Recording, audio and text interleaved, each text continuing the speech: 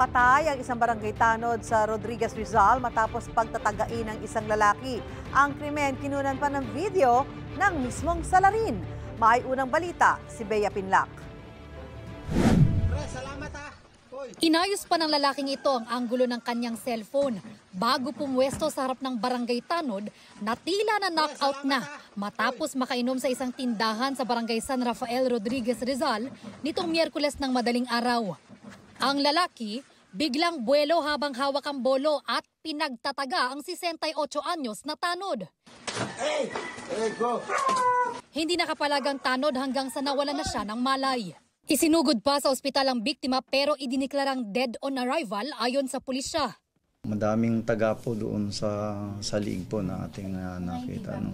Mga 6 na taga. Sa tulong ng mga saksi sa lugar, naaresto ang 33 anyos na suspect sa barangay San Isidro.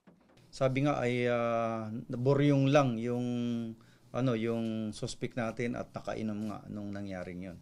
At wala tayong nakitang motibo kundi talagang napagtripan lang talaga. Aminado ang suspect sa krimen, pero depensa niya. Minura niya po yung yung pinsan ko po. Tsaka binastos niya na rin yung panganay kong anak eh. Nakainom na ho siya tapos nagsuntukan ho kami dalawa sa labas ho ng tindahan. Sa pagmumura niya sa akin. Sisikapin pa namin kunin ang panig ng kaanak ng biktima. Na-recover sa crime scene ang bolo na ginamit sa krimen. Nakuha naman sa suspect ang cellphone na pinang-video niya habang nananaga. Nakita natin mayroon na sa mga social media.